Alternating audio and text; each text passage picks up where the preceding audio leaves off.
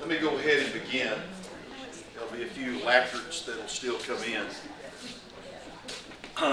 First of all, I've got to tell you, it's been nice having a little bit of a break. And I very much appreciate Gerald and appreciate the work that Gerald has put into the study and in his presentation. We've really just got, we have, I think, just 2 more weeks, because it seems to me that one of the next few weeks is taken up out in the auditorium.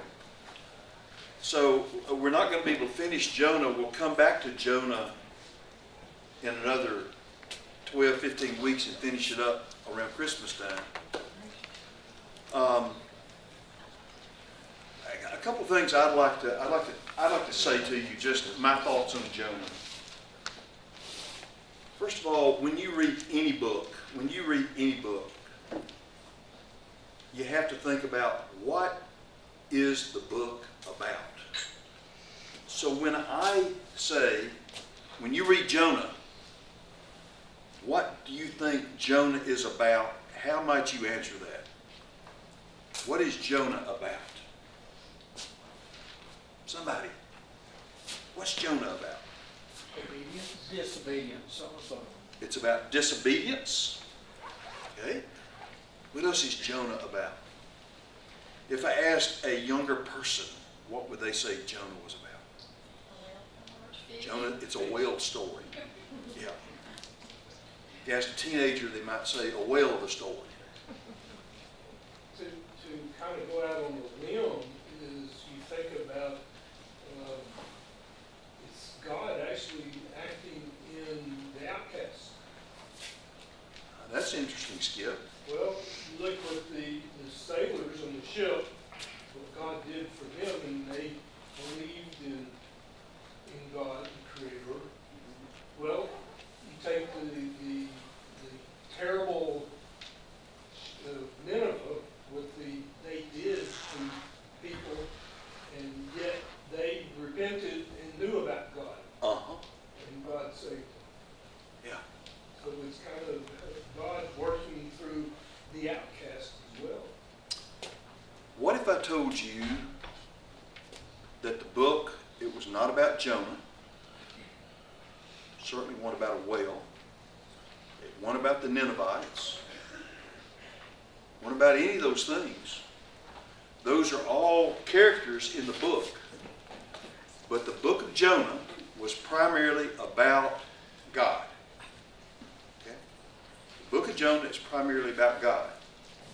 And so what I would ask you, what is the primary characteristic or characteristics of God you think that Jonah is trying to teach? The book is trying to teach. What would those characteristics be? God doesn't want anyone to perish, but for all to come to repentance. God does not want anybody to perish, okay, but all to come out of repentance. I like that. Okay. All right. What would Jonah's primarily problem be? Faith. Why did Jonah not want to go to the end with? He was scared too. He's scared? Yeah, A little bit. He I'm didn't sure want the Ninevites to be saved. He didn't want the Ninevites to be saved. They wanted Right. justice. What he wanted justice, exactly right. The heart of this book is very much about justice. It's about God's justice. What else might this book be about? I think of the sovereignty of God. The sovereignty of God? Yeah, it's there. It's not what I'm looking for. Persistent. Not what I'm looking for. Grace. Oh, grace. In fact, I'm going to give it another little term. I'm going to call it mercy. Okay. So, in the Old Testament, at least 3 times, God is referred to as just. He's referred to as compassionate. You got those words? Justice and compassion. 3 times through there. So let me ask you a question here. This is a hard question. This is a very hard question. It's so hard I'm not going to be able to write it, maybe. All right? justice, and compassion. Or let's put mercy here. Mercy, compassion, grace, all the birds of a feather that fly together, okay? All right? Justice and mercy. Make no doubt about it. Make no doubt about it. One of the worst in the ancient Near East were the Assyrians. Anybody here like to study ancient Near East history? Anybody done that? Well, I've kind of been into that. I really have enjoyed that. You get me in the British Museum, I go to one section, ancient Near East. I could live there. I could live there. I could live there looking at Shalmaneser's tablets and seeing horrible things, okay, on those tablets. The rewards of war. The Assyrians were terrible, terrible people. And instead of just reading a single book of Jonah, look through all those so-called minor prophets.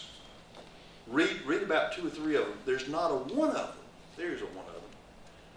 Most of them specifically mention Assyria. And they ask God to bring torment down on Assyria. Assyria, during the time Jonah wrote, Assyria was extracting monies. They were extracting monies from the northern kingdom.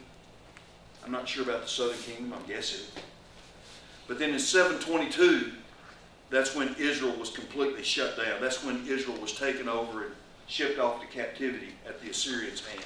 They hated the Assyrians. Hated them. Do you think they hated them for cause?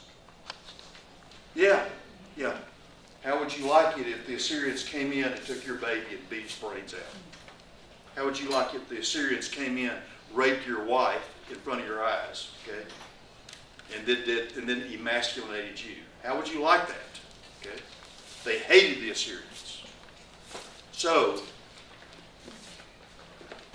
when Jonah comes along and God says, Jonah, I want you to go to preach to the Assyrians. If you were Jonah, what would you have thought? If you thought this morning's sermon was a challenge, put yourself in Jonah's shoes. And Jonah, I can just imagine him sitting there saying, you got to be kidding. You are a God of justice. You're a God of justice. And you want me to go preach to those people? You know what those people deserve? They deserve nothing but death. That's all they deserve. And you want me to go preach to them? God, you got to be kidding me.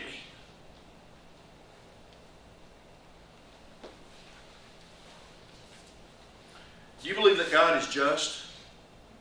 Do you believe that God is merciful? It's quite a conundrum to me. How can God be just? What does justice mean? What does justice mean if it's not getting what you deserve? Isn't that what justice is? Wrath? Is that what? Don't answer that yet. I'm afraid you might give the answer.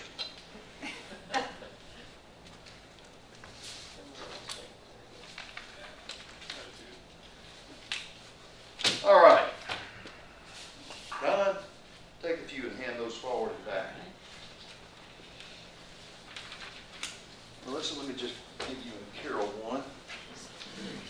Take this one. I need a copy. I got the lady's name.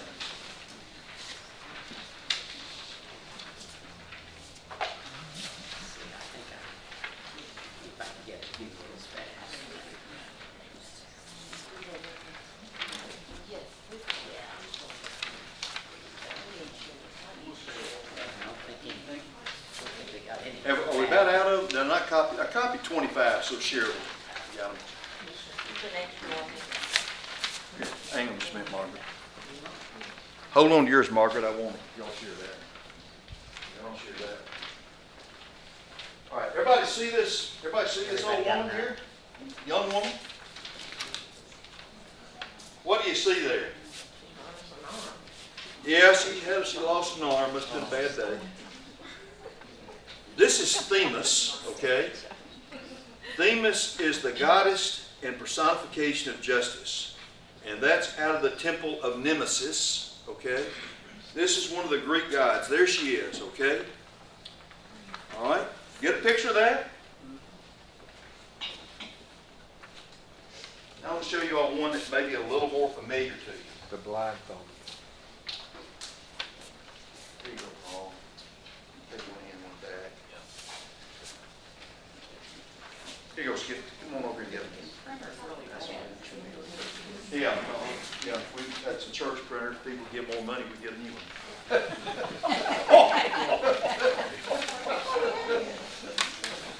Steve, oh Steve. Skip, you need some more. Somehow or another, I got more of this one than the other. Okay.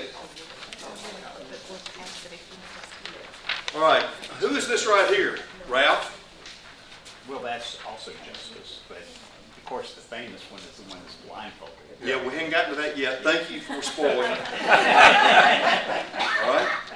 Okay, so we've got this is Themis, okay, and this is Themis, and this is Themis through the ages, with one exception, and I didn't get the picture that I really wanted.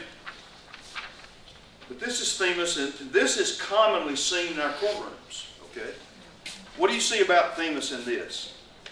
What's different here? Huh? She's got both arms. Very, very, very helpful to the conversation. Thank you very much. Brilliant one. What else we have? She's holding the scales. She's got the scale, and what's the scale about? Yeah, you're weighing what's right, what's wrong, right? Okay. What else does she have? Sword. She's got the sword. What's the sword all about? It's a double-edged sword. It cuts both ways. Okay. All right. And then finally, well, the thing that Ralph has already spoiled is that a lot of the later renditions of her, they have her blindfolded too. Okay. Now,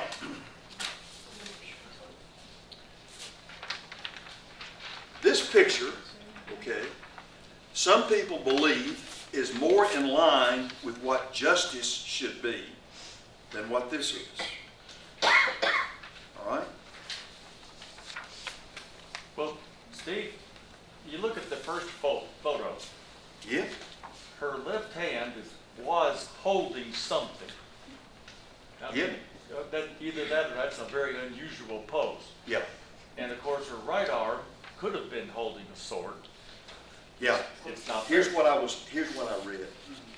The left hand originally, it was holding out something for someone to drink. Okay? And the right hand had some other gift. Okay? All right? And here, I'm going to spoil this a little bit. Okay? What I'm going to tell you is that justice over the years has become something that, at least as defined in Old Testament and by Jesus, is something different than the justice that God imagines. Okay? It's something different. So, let's go back to our 10 Commandments. In fact, let's follow after the 10 Commandments, and there's a saying that we all know. It's an eye and a tooth for a tooth. Okay? All right? Eye for an eye and a tooth for a tooth. Okay? Seems reasonable to me, does it to you all? How about let's use a more modern term. What's fair is fair. Let's shake up. What's fair is fair. And we define that as justice. Well, Jesus, what do you got to say about that? Somebody want to think about for a minute what Jesus had to say about that? Turn the other cheek. Yeah. Let's go back. Let's go to the Sermon on the Mount, Matthew 5 or Matthew 6. Somebody got that? I'd like you just to read that for just a moment. Because Jesus comments on this.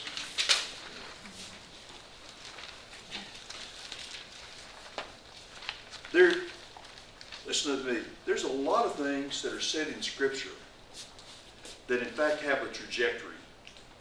They kind of start at the basement, but then they raise to new meaning and new levels, particularly with the person of Jesus. Okay, think about that. I think there's a base level in justice that's an eye for an eye, tooth for a tooth. But Jesus says something more than that. Okay? What does he say? Someone read that. You have heard that it was said, eye for an eye, tooth for a tooth. But I tell you, do not resist an evil person. If someone strikes you on the right cheek, turn to him the other also.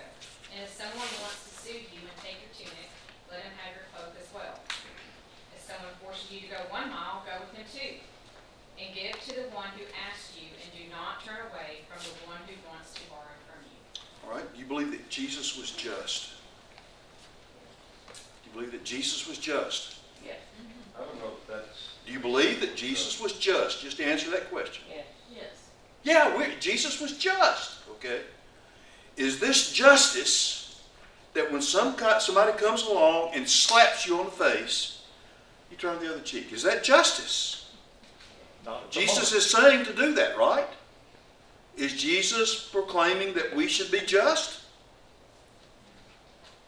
For Jesus, I believe that's justice. And I'm going to tell you, that flies in the face of what I think we view as modern justice. All right? Time out just a minute, Rick. So on the cross, Jesus has been crucified by mean, angry people. Everybody with that? You think that was murder? You think that was murder? What's Jesus' response on the cross to those people? Father, forgive them, for they know not what they do. Okay? Is that justice? Mercy. All right, so here's where we are. Here's where I am. I'm trying to figure out how God can be just and at the same time show mercy. I'm trying to figure that out. I mean, can you be both of those things? Yes. How so, Ralph? Well, a good example, and let's just go to the court. You have a kid that comes in and he's drug abuse. Okay? Using drugs illegal. Needs to go to jail. Yeah. But what we've established all through Tennessee are drug courts, where, but instead of sending them to jail, because that's been ineffective, they say, well, let's get you some therapy, let's get you some help, let's get you into a 12-step program, let's do something like this. Now, in all fairness, if they do that and then they screw it up, they end up in jail. But at least they have the opportunity, and that, to me, that's a compassionate response to that problem. It is. It is. Was it justice? Did the guy get what he deserved? Well, yeah, because the thing is, the courts. Eye for an eye and a tooth for a tooth. Did he get what he deserved? No, he didn't get justice. Probably No, I think it, Wait a minute. Bob, finish that. He didn't get justice, he got mercy. He got mercy. He did not get justice. He got mercy. but But, if he messes hold on up, just a minute, it's Carol. justice. But let me argue with you, okay? So let's just get this to a God-man thing, all right? So man sins. What does man deserve? Is there justice? Yeah. He deserves justice, right? What is justice for man? Death. But we don't get death. In fact, we get to live, right? Is God just? Mercy. I would suggest you change your definition of justice. Okay? I think we've got justice wrong. I think with injustice, okay, justice is primarily in the Old Testament about relationship. It's about establishing relationship. Relationship that is what it's meant to be between people is what is justice. And what we will do in order to obtain justice, we will be merciful. We will be merciful. Because the fact of the matter is, none of us and no relationship is what it's supposed to be. relationship is what it's supposed to be unless mercy becomes a part of it. Goodness knows, I've known you all my life, most of my life, and I have had plenty of time to disappoint you, to insult you, to do stuff I shouldn't do. Okay? I hope you all felt merciful. I hope so. I can tell you, I sure ain't got what I deserve. I haven't. Is God just? God is just. Okay? He is just. Now there's a forensic side of all this that in my Church of Christ background, I understand this very well. I understand that God is just, and as a consequence of God being just, as a consequence of Him being merciful, somebody had to die for me. It had to be paid. Okay, I understand that, okay? And there's a side of that I want to say, well, I got it all figured out. Okay, I got it all figured out. I understand God is just and God can be merciful only because of Jesus. Okay? Y'all hear that? Y'all know that argument, right? That's an argument that I presented at the table 2 weeks ago. I believe it's a good argument. It's a great forensic argument, okay? But it doesn't establish to me in its fullest what it is to try to establish justice. So Jonah has a real problem with this because Jonah wants justice. In fact, when Jonah is persuaded to go back and talk to the Ninevites, okay, does Jonah have any hint, does Jonah have any expectation that the Ninevites are going to hear him? Absolutely not.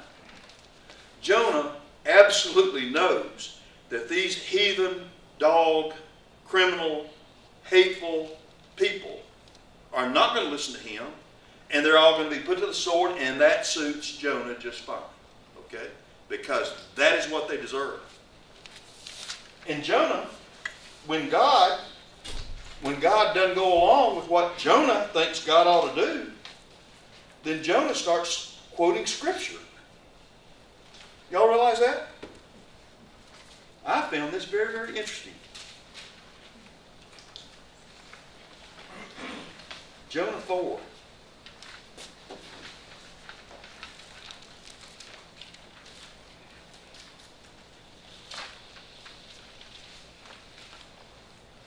Jonah 3 and Jonah 4.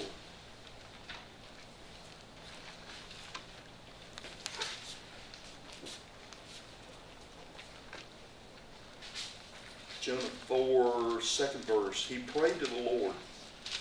Jonah is greatly displeased. He becomes angry. He prayed to the Lord, "O Lord, is this not what I said when I was still at home? Is this not what I said while I was still at home?" Jonah was arguing with God before he ever left his home. He was arguing with God, "God, you're a nutcase. I ought not be preaching to these people. It's a done thing. You're wasting my time." Okay? That is why I was so quick to flee to Tarshish. I knew better. I didn't want to go down there. It's a waste of my time. I know that you are a gracious and compassionate God, slow to anger and abounding in love, a God who relents from sending calamity. I know that. I know that. He quotes Deuteronomy, Exodus. Now, I happen to have a son who wrote quite a book. The Justice of Exodus. This is Nathan's dissertation. I'm really proud of this. I want you to know, as a father, I'm very proud of this. But I'm particularly proud of some of the things that he has to say in here that have been very meaning to me. He's got a chapter here written on the justice of restoration from Exodus 34. And what he says, there's 2 or 3 things that I would just let you know that I got out of this. One is with God, it's not a matter of justice, the amount of justice God gives to the amount of mercy he gives being equal. In fact, he would conclude out of Deuteronomy 34, there's much more to say about God's mercy than is about an understanding of justice that Jonah had. That God is much more merciful than God is necessarily into forensic justice, okay? By forensic justice, I mean you get what you deserve. That's the teaching here. The teaching in Exodus is very much about God being a God full of grace, that is very interested much more in forgiveness than he is in giving what you deserve. So we've got Jonah arguing with God about something God said. Kind of a funny thing in it. God, you said this. God looks and says, you idiot. No, I didn't say that. I don't know if God said that or not. I'm thinking God maybe thought it, okay? And Jonah just can't figure it out. And the end of the book, the end of Jonah ends with Jonah sitting in that tent, kind of puffed up, thinking about this, okay? How is it that God can show mercy on bad people when justice demands that they get it all, okay? And I think I understand that. Nathan makes an argument in his book that the prime idea of justice throughout Exodus was a development of right kind of relationships, particularly between those that have and those that don't have. Okay? That's the gist of so much of what he has to say. I find that very compelling. In fact, I read something else that I really thought was worth writing down. If we view everyday relationships with the adage, what's fair, we won't come close to the heart of God. You hear that? Does that strike you all as being an incredible comment? Let me read it again. Because I'll tell you what, it really got me. Because, you know, I like to think that I want to be fair with people. I want to be fair with people, but I expect them to be fair with me too. Is that fair? Do most of y'all feel that way? I mean, I think so. I think so. But the pursuit of justice has to be much more than that. The pursuit of justice would be, I would set aside what you deserve because of what you've done to me in order that we might have a relationship that's real. Hear that? Now, folks, I find this just absolutely incredible. For me, just share this with you. I said this to Junella this morning. Sometime I've got to teach a class to get it. Yep, can y'all understand that? I will tell you, one of the joys of teaching is that through my study and through what I believe is the work of the Spirit, I come to recognize some things that I've never recognized before. I've never come to recognize this before. Yesterday, I got into a roadblock here, and I had to have some help. So I texted Nathan. I wasn't going to do this, but this is, I just got it. I think it's still on here. Here you go. In the airport. Nathan, in your book, is God's mercy ever contrasted with God's justice in a practical way that would help me teach that they are both characteristics of God that we need to live out in a balance? Is that a fair question? That's what I asked him. Nathan writes back a terse comment. Dad, read my treatment of Exodus 34, 1 through 8. You dummy, I gave you the book 3 or 4 years ago. Have you not read it? Nathan, I skipped over that part. Too many big words. And then he writes, and this is what lit me up. This just absolutely lit me up. He says, Jonah, and I hadn't told him I was teaching Jonah. He writes back, Jonah is in explicit dialogue with this text. Can you believe that? I'm sitting there, thanks. How do you know? Dumb question. Dad, I spent about 4 years on this one, okay? Okay. Okay, he says, the book quotes it in chapter 4, which is what I just read. I write back, wow. He writes back, thus, explicit. Smart Alec. Jonah cites it back to God. Arguably, Jonah wants God to balance them. He wants Nineveh to get what it deserves. But Exodus 34 shows that justice and mercy are not characteristics that have to be balanced. That's just very interesting to me. I wrote back, proud of my boys' education. EDGIKASHUN. He writes back, that gets him excited, I promise you. When I write that back, he's ready to start pouring it on Dad. Okay, he writes back. He says, mercy is in the deep logic of God's justice. If it weren't, we'd all be, replace that with messed up. To put it bluntly,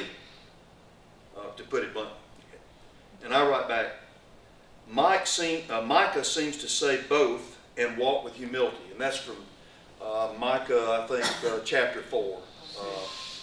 Y'all know that passage, okay? He writes back to me. He says, in other words, these texts are in argument that our common definition of justice, which is tit for tat, each gets what he deserves, is not the justice of God. And so I write back, I'm going to be really smart with him on the plane. I said, so an eye for an eye was never what God meant. I mean, Nathan, that's what he wrote in the Old Testament. It seems pretty clear that's what God meant. He writes back, it is the floor but not the ideal. Just ask Jesus. Smarty. I write back a question mark. He says, Israel's law was never meant to be an ideal, but the protective starting point for learning to walk like God, i.e. the floor. And I wrote back, that is what the sermon says. Isn't that beautiful? So I, in that airport, was absolutely joyful after reading through that and coming to a different understanding in my life of what justice is. And for me, it absolutely gave Jonah a much deeper meaning than I have ever appreciated. Are y'all hear this? Does anybody here find this as exhilarating as I did? Because I did. I was just absolutely thrilled to know something very different or learn something very different than what I've known before. And that is the subject of justice. See, Yeah. it makes me think of, even to relate it to when I say to my children, when they're unhappy about something, life is not fair. And that's kind of saying justice is not always fair. That we don't always get what we deserve. And we must learn to live as though we just have to learn to accept that. It's so hard, Margaret, for us to talk about justice when our idea of justice It's a balance. is this and not that. Okay? It's hard to talk about justice. When we use the word justice, I'm usually talking about tit for tat. Okay? Like I say, fair is fair. But again, after my conversation with Nathan and after my study, my thought is God's idea of justice is not that at all. It's justice that's impregnated with a huge dose of mercy that comes out with the hope that we will have relationship that's real. Okay? That's what justice is. Justice is when things are put to right. The other word, they say, I've read that French is the kind of the translation for justice, and righteousness is the English, okay? But when I think about righteousness, to put to right, that all things can be put to right so that when God comes and dwells among us, He will be in rightness. He will be in a position where we're right with one another. Let me just read a couple of other notes that I wrote to myself. So this is one, I'm toying with this. Was the death on the cross An act of mercy or an act of or an act of justice? Okay, all right, first of all, just how about on the front end? Let's just ask a question here. Let's just say, how was it a gift of mercy? How was God's death on the cross a gift of mercy? Because Huh? we all deserve death. Yeah. We deserve death, and He, in His mercy, gave Himself. I mean, it's part of the reason that, and I think it's in Matthew that He talks about, Jesus refers to Jonah, and he's the great Jonah, right? Jonah dives overseas to save a boatload of sailors. Jesus dies for the sins of the whole world, okay? Yeah. So, how is it that the death on the cross is an act of justice? How is that an act of justice? Without Jesus, we couldn't have that relationship with God because we were not worthy. Okay, that's mercy. It I want to know how it's justice. But in the Old Testament, Huh? it was written that. What now? In the Old Testament, it was written that every year they would have the sacrificial lamb, that the sacrificial lamb would then be the justice that was needed, that God needed to balance the scales. So I guess you could be saved on that one day, and then the next day you start sinning, and you had to wait a whole year before you could be saved again. All right. And the whole idea, and with Jesus' death, was that it took that He was the final sacrificial lamb that lasted All forever. right, let's think forensically, let's think legally here for just a moment, okay? There's a whole lot of sin in the world. What does sin demand? Justice. Death. How's that death squared? Jesus. Yeah. So I will tell you, I'm going down a path right now that I think we've got to be very careful with. I have to be careful with in terms of what I'm trying to think, because what I'm trying to think of is that justice and mercy are not two separate things. Okay?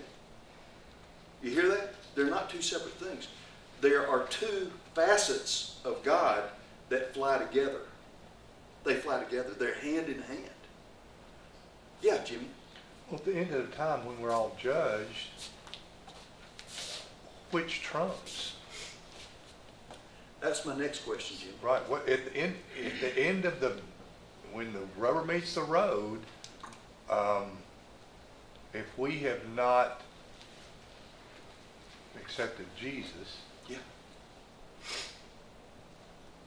we will not get mercy.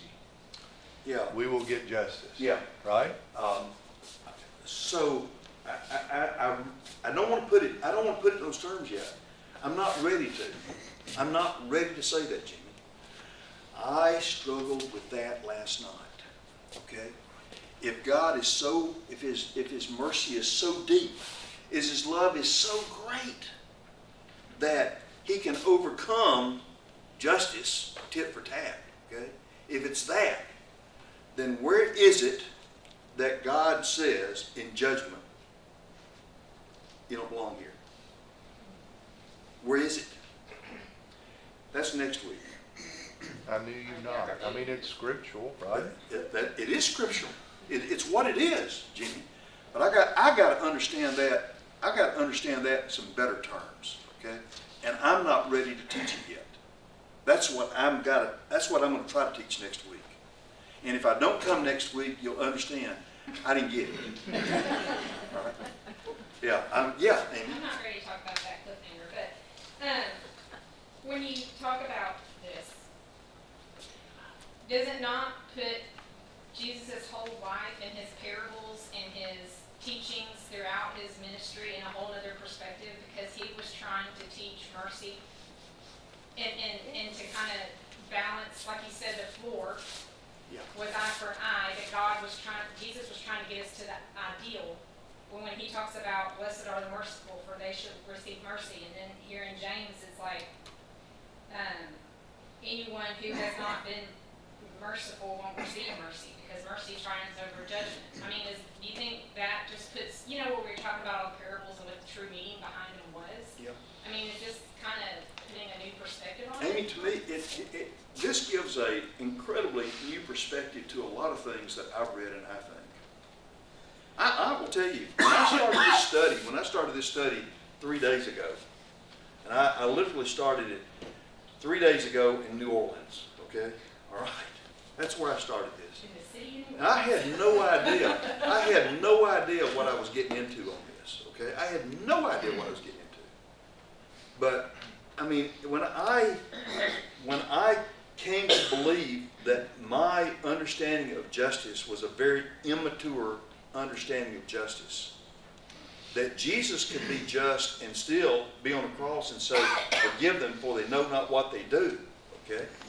I mean, that's Jesus on the cross, and he's pleading with God that they'll get to a place, okay, where they'll have a relationship with God too.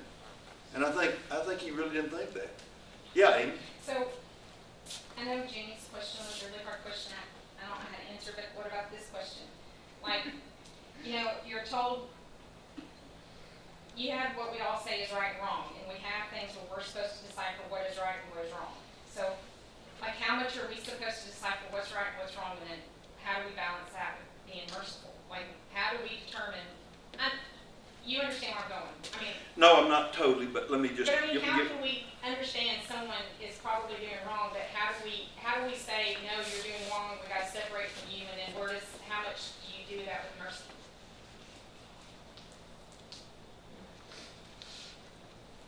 Somebody else want to answer that while I'm thinking? So so a lot of things are going through my mind right now. So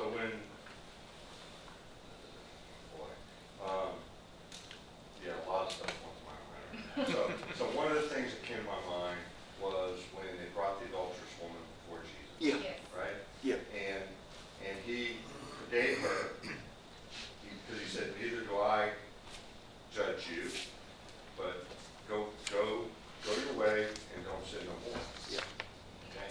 Now, and I think through the examples you gave about turning the other cheek and all these other things, and in my mind, I don't think that's so much about justice, that's more about holy living and be justice to God.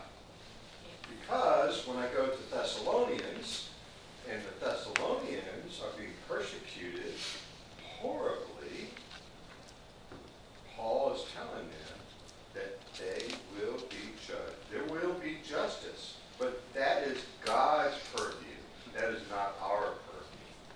So that's one thing I'm saying. Then there's this other piece in Romans, I think it is, where Paul talks about how God puts the leaders in charge as judges, right? To administer wrath to those civilly are not doing right, okay?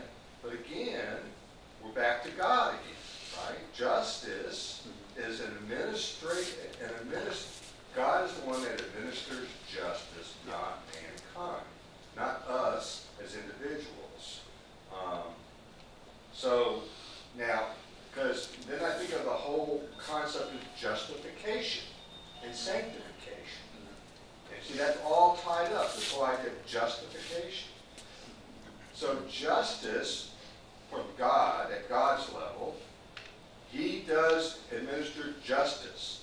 There are those that are following and living holy under the blood of Jesus, and justice on us is that we have freedom in Christ and we will be with God. On the other hand, justice will be administered to those that reject Jesus. All right. You've talked about a whole bunch of stuff. I can't address all that. I will address one thing, okay? And that is, I don't think my concept of justice that I've learned is a concept of justice that's just for God, okay? I would say judgment is certainly for God. Final judgment is for God. But I would say justice is for us today. If we're to live right, if we're to live as what I think justice means for us to do, which is to pursue right relationships with one another, okay? If that is what justice is, which is what I define it now, okay? That's what I'm defining it. If that's what it is, I think we pursue it right now, today. And I think a lot of Jesus' teaching, Amy, is very much about we achieve justice with our neighbor when we're willing to give more than what tit for tat would demand. Yes. Okay? If all you're willing to do with your neighbor, okay, I'm not going to go visit him because he never comes visits me. Okay? There's a perfect example of how some people would define justice. Okay?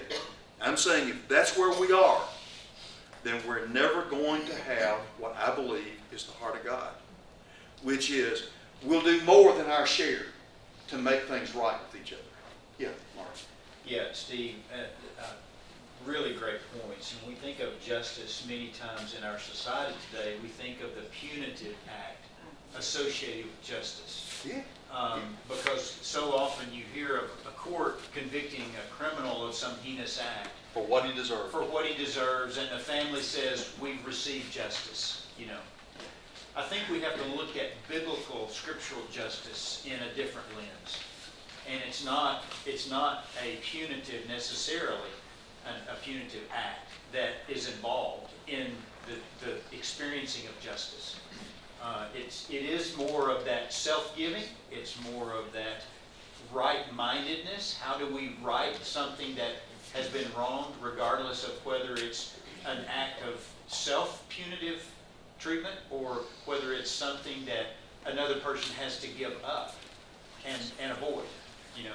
If Jesus died for me, Jesus died for me, and for that reason, I can be right. I can be justified before God. Okay?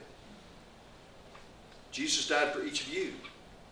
Okay? So that you can be right for God. So that we can be right with one another. Guess what? Jesus died for a lot of people out there too. Okay? He died for people out there too. So that they can as well. Jimmy, what is it when those people don't recognize it? What is it when those people continue to be cruel? When those people continue to cause issues, okay? Ultimately, that judgment is in God's hands. I truly believe that there is mercy oftentimes provided in the courts, okay? Because people don't get what they deserve. Okay? But guess what? None of us get what we deserve either. Right? Isn't that right? Thank you very much. That's all. I thought it was a hard class. I hope you all got something from this. I hope you'll study yourself. It's for me it was maybe even life-changing. Next week, Jimmy, we're going to talk about hell.